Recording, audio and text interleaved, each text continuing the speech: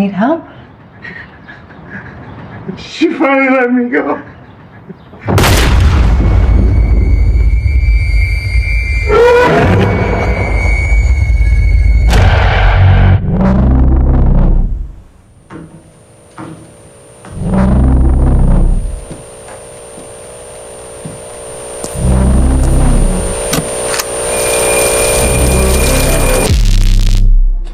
Welcome back to the Paranormal Paranoids. Today we're taking our first foray into the abandoned town of Shelby Oaks.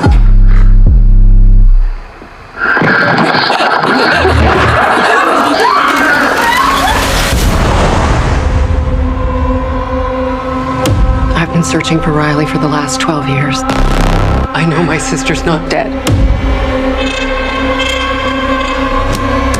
Bodies were found outside of Shelby Oaks.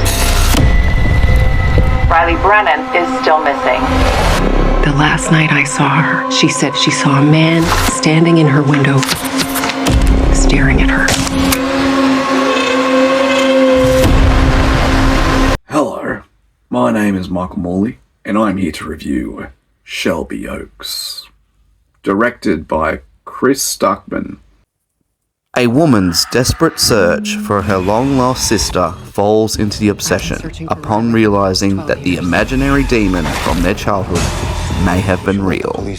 In his directorial debut, this is basically a found footage type of movie. It has elements of films like The Blair Witch Project, Paranormal Activity. It has that found footage sort of early 2000s sort of vibe. Even the camera they used was very much like in that sort of style. Now, I had the pleasure of being a producer on this film. My name is listed at the end as one of the co-producers. I was a backer.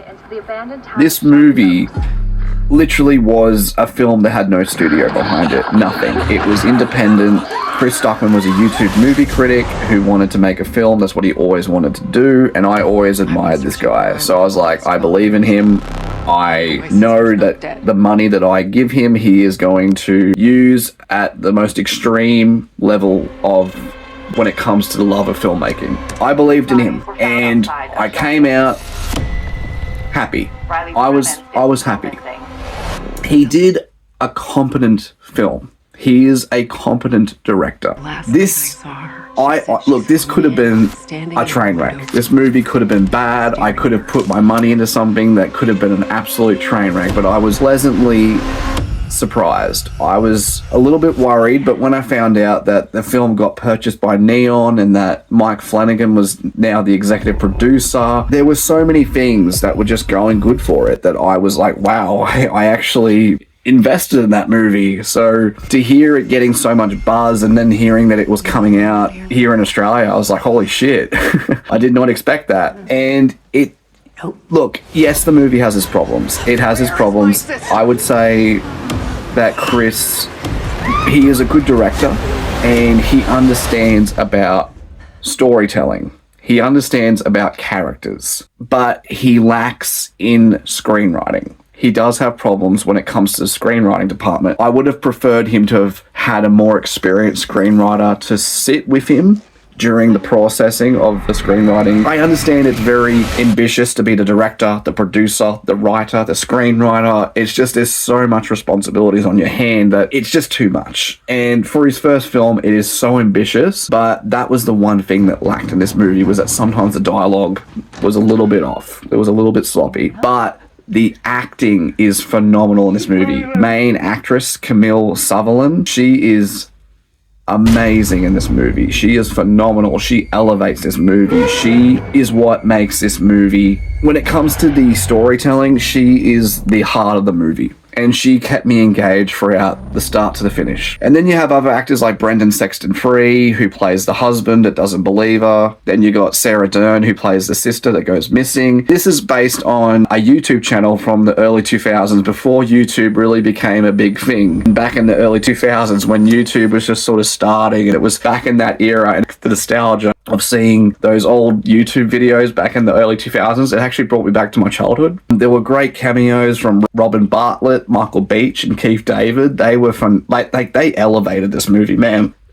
They were fantastic. The acting was one of the strongest parts of this movie. And Chris had some really interesting ways of revealing things. As the story went along, there were twists and turns that were really cool. Yes, there are elements in it that were used from other movies, but we are getting to a point now in movies where things are going to be rehashed, where things from other movies will be rehashed in other films. It's just part of movies nowadays. What movie isn't completely original? This has a lot of elements of stuff that it was pretty cool just finding out things that were happening as time was going on. I was a bit worried at the start with the amount of, cam footage there was and how much of that, and I was like, oh my god, I hope this isn't the whole movie, but I was pleasantly surprised that it was the first 15 minutes and then it gets to a real movie. Once the found footage is done at the start, it becomes a real movie after that 15 minutes. I feel like if he had done that any longer, it would have dragged on, in my opinion. And the way he did it, he obviously had a lot of advice from certain filmmakers. I could tell he probably maybe cut down stuff from the start. It was meant to be longer, but he cut it down. I just felt like he had a lot of advice behind the scenes with other filmmakers who were giving him help. That's what I felt like, because he did a very competent job for his first movie. I say it was great. No, it's not a great, phenomenal movie, but I thought it was a very good film for his first time. And the fact that he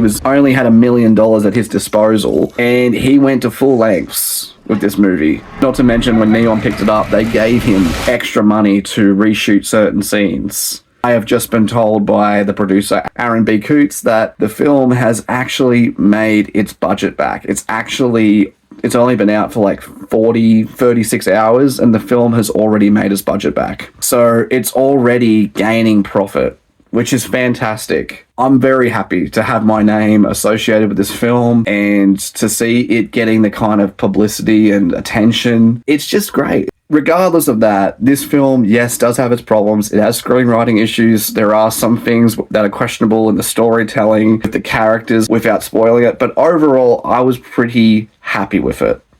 7 out of 10. Yeah.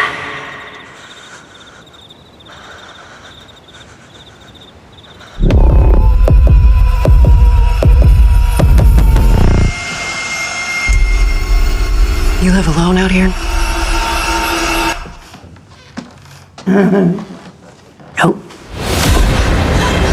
Where is my sister?